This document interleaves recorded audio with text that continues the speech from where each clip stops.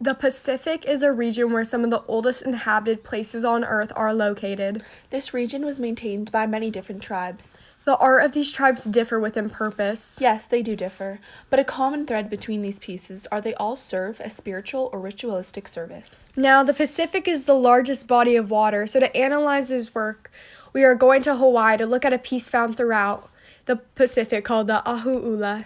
Yes, this piece here is not only common within the Hawaiian tribes, but overall the entire Pacific, as these were found in Micronesia and other island tribes. Now, what is so interesting is that these tribes were spread out over thousands of miles possibly, but they all share the same item.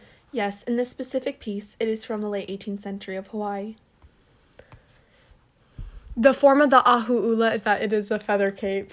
The medium of this cape is that it is made out of feathers and coconut fiber. Yes, the feathers here really dive into the context as they are of importance.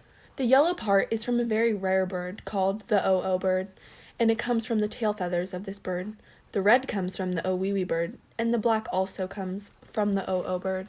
The tail feathers from this bird validates its importance because, as you stated, Ella, it was a rare bird, and tail feathers only contain 5 or 6 feathers on them, so they went to great lengths to find these feathers, as this piece is quite dense. They went to great lengths in order to suffice those wearing it. The only people who would have been allowed to wear this would have been of high ranking, so officials, chiefs, or warriors. Now, this wasn't everyday wear, but rather took part in a ritual in order to call upon the family's mana to protect the ancestry and lineage of the specific wearer. A mana is a supernatural force that is believed to dwell on a person or sacred object. It was a protector. Yes, this is probably commissioned by family. Lineage here is very important as a mana is specific to one's family. Back into the physical aspect, it is not large. In fact, it's only 2 by 1 feet, and it is a semicircular shape, a variation from the normal trapezoidal form. There are flat abstracted shapes seen here as well. The colors, as mentioned before, are yellow and red. The red comments on the people who would be wearing it, as red is associated with Polynesian gods and chiefs. Yellow is a rare color, thus commenting on the power and importance. This is a piece of regalia. Now, Hawaiian culture is sometimes hard to understand, so in order to really convey the meaning, we're going to look at another regalia piece known as the Golden Jade Crown from Korea.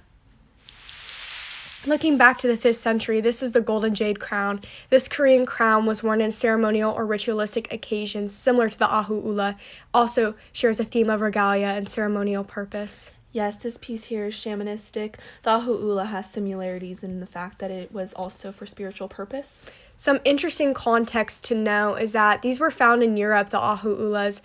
These were gifted to the explorers for the secondary functions that they had to protect.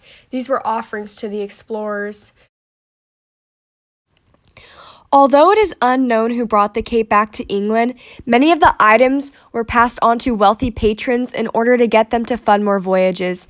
This cape, however, was most likely given to Captain Cook.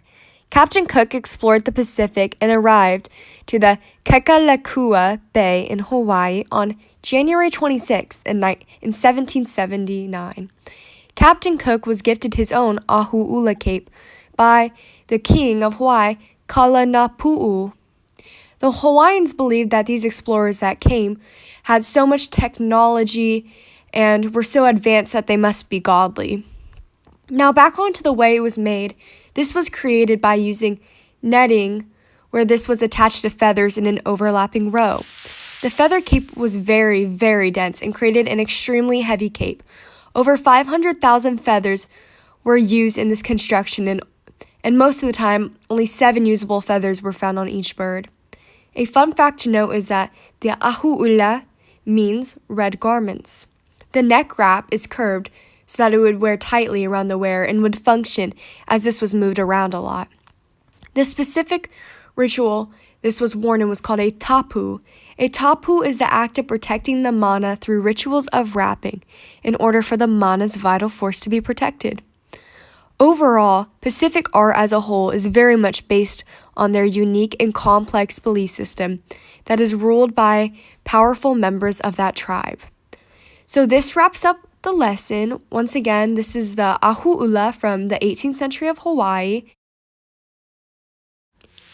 Now, to review, the form and content of this piece is that it is a feather cape, that it is made out of coconut fibers, and iwiwi and o'o bird feathers, the function is that it is a ceremonial cape worn to call upon the family's mana.